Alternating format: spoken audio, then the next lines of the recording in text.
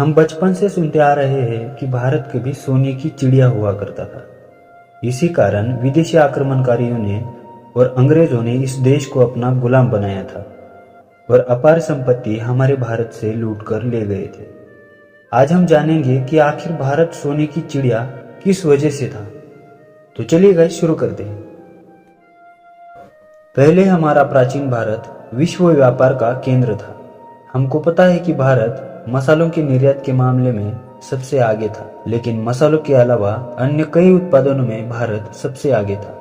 भारत से मसाले ही नहीं बल्कि चावल, गेहूं, चीनी और मसालों में हल्दी, काली मिर्च, दालचीनी, जटामासी इत्यादि शामिल थे। इसके अलावा आलू, तिल का तेल, हीरे, नीलमणि आदि के साथ साथ पशु उत्पाद, रेशम, शराब और धातु उत्पाद जैसे ज्वेलरी, चांदी के बने वस्तुएं इत्यादि निर्यात किए जाते थे। 1000 सालों की मुगल और आक्रमणकारियों के शासन के बाद भी विश्व की जीडीपी में भारत का योगदान 25% था। इसी समय अंग्रेजों ने भारत पर कब्जा किया था, लेकिन जब अंग्रेज भारत छोड़कर गए तो भारत का विश्व अर्थव्यवस्था में योगदान मात्र 2 से 3% था। इससे पता चलता है कि अंग्रेजों ने भारत की कितनी संपत्ति लूटकर चले गए, लेकिन फिर भी भारत आज विश्व की 5वीं सबसे बड़ी अर्थव्यवस्था बन चुका है। मुगलों ने भारत पर शासन शुरू करने से पहले भारत दुनिया की सबसे बड़ी अर्थव्यवस्था था। जब मुगलों ने 1500 से 1800 के बीच भारत पर शासन किया था, तब भारत की इनकम 17.5 मिलियन पाउंड थी, जो कि एक ब्रिटेन की इनकम से भी अधिक थी। मीर जाफर ने ईस्ट इंडिया कंपनी को 3.9 मिलियन पाउंड का भुगतान किया था। इससे हमें भारत की संपन्नता का अंदाजा लगता है। अब जान लेते हैं मयूर सिंहासन के बारे में।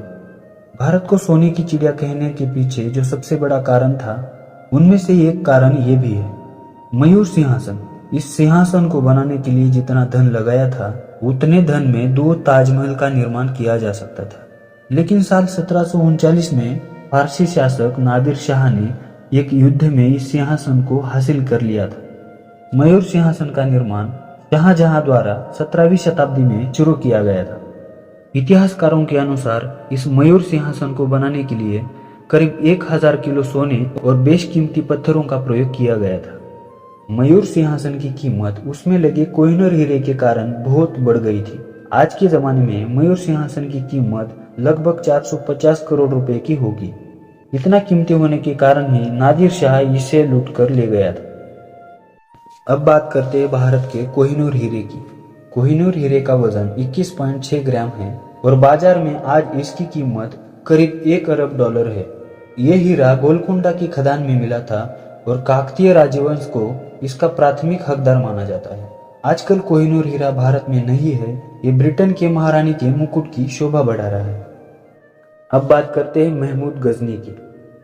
महमूद गजनी ने सोमनाथ मंदिर पर हमला किया था। सोमनाथ मंदिर के ऊपर हमला करने के पीछे 2 उद्देश्य थे, एक इस्लाम का प्रचार करना और दूसरा भारत से धन लूट कर ले जाना। महमूद गजनी ने 1001 में पेशावर के युद्ध में हिंदू राजवंश के शासक जयपाल को हराया था। इस युद्ध में महमूद गजनी ने किले से 4 लाख सोने के सिक्के लूटे और हर एक सिक्के का वजन करीब 120 ग्राम था। अब आप अंदाजा लगा लीजिए कि ये कितना सोना हो गया। और बात यही खत्म नहीं हुई, महमूद गजनी ने फिर राजा जयपाल को छोड़ने के लिए फिर से 4.5 लाख सोने के सिक्के लिए। इस प्रकार सिर्फ महमूद गजनी ने ही आज के समय के हिसाब से लगभग $1 अरब की लूट की थी। इसके अलावा भी भारत में जयपाल जैसे बहुत से राजा धनी थे। आज भी भारत के मंदिरों में सोने का भंडार है। कुछ समय पहले वर्ल्ड गोल्ड काउंसिल ने एक सर्वे में कहा था कि आज भी भारत में करीब 22,000 टन सोना लोगों के पास है, जिसमें से 3 से 4,000 टन सोना भारत के मंदिरों में अभी भी है। एक अनुमान के मुताबिक भारत के सभी अरबपतियों से ज्यादा धन भारत के 13 मंदिरों में है। अगर मंदिर के हिसाब से देखा जाए तो भारत कल भी सोने की चिड़िया था और आज भी है।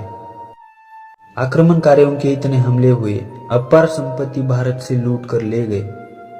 अगर हम बीते समय को छोड़कर आज की तरफ देखें तो भारत पूरे विश्व में बहुत तेजी से अपने सफलता के झंडे गाड़ रहा है और वो समय बहुत जल्द आएगा जब लोग भारत को फिर से सोने की चिड़िया के नाम से बुलाएंगे।